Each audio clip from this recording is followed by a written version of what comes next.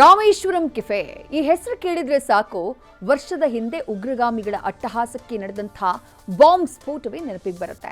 ಇದೀಗ ಮತ್ತೆ ರಾಮೇಶ್ವರಂ ಕೆಫೆ ಸುದ್ದಿಯಲ್ಲಿದೆ. ಆದ್ರೆ ಈ ಬಾರಿ ತಂದೆ ತಪ್ಪಿಂದ ಮುನ್ನೆಲೆಗೆ ಬಂದಿದೆ. ಹೋಟೆಲ್ ಸಿಬ್ಬಂದಿ ಕೈ ಮುಗಿದು ನಮ್ದು ತಪ್ಪಾಯಿತು ಅಂತ ಸಾರ್ವಜನಿಕವಾಗಿ ಕೇಳ್ಕೊಂಡಿದ್ದಾರೆ. ಹಾಗಿದ್ರೆ ಅಂಥದ್ದೇನಾಯ್ತು?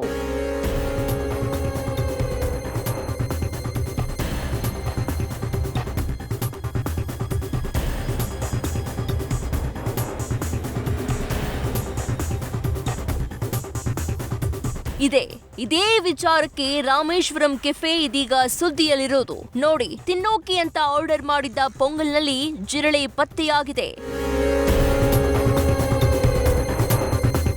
ರಾಮೇಶ್ವರಂ ಕೆಫೆ ಊಟ ತಿಂಡಿ ವಿಚಾರದಲ್ಲಿ ಸಖತ್ ಫೇಮಸ್. ಇಲ್ಲಿನ ಫುಡ್ ಕ್ವಾಲಿಟಿ ಮತ್ತು ಅಟ್ಮಾಸ್ಫಿಯರ್ ನೋಡಿನೇ ಎಷ್ಟೋ ಜನ ಸರ್ಚ್ ಮಾಡಿ ಇಲ್ಲಿಗೆ ಬರ್ತಾರೆ.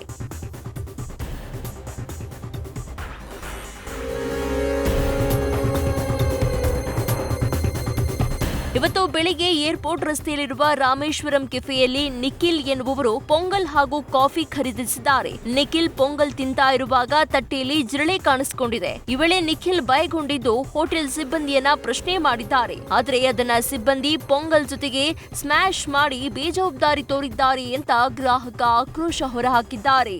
ನಾವೊಂದು ಪೊಂಗಲ್ ಆರ್ಡರ್ ಮಾಡಿದ್ದೇವೆ. ಆ ಪೊಂಗಲಲ್ಲಿ ಒಂದು ಜಿರಳೆಯನ್ನು ಕಂಡಿದ್ದೇವೆ.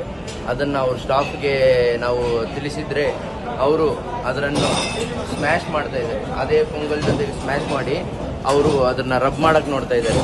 ಇದಕ್ಕೆ ನಮಗೆ ಒಂದು ನ್ಯಾಯ ಸಿಗಬೇಕು. ನಾವೇನಕ್ಕೆ ಇಲ್ಲಿ ಬರೋದು, ಒಳ್ಳೆ ಹೈಜೀನಿಕ್ಕು, ನಾವು ಯಾವ ರೇಟಲ್ಲಿ ಕಾಂಪ್ರಮೈಸ್ ಆಗ್ತಿರೋ ಬರ್ತೀವಿ.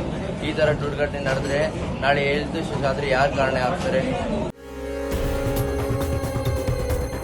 ಇನ್ನು ಈ ವಿಚಾರ ತಾರಕಕ್ಕೇರ್ತಾ ಇದ್ದಂತೆ ಹೋಟೆಲ್ ಸಿಬ್ಬಂದಿ ತಮ್ಮ ತಪ್ಪನ್ನ ಒಪ್ಪಿಕೊಂಡಿದ್ದು ಕೈ ಮುಗಿದು ಕ್ಷಮೆ ಕೇಳಿದ್ದಾರೆ.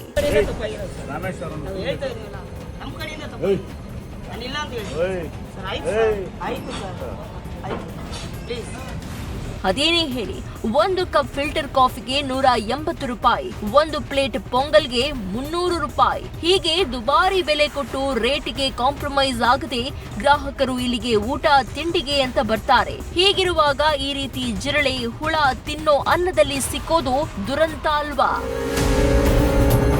Ankita Rai, News First, Bengaluru.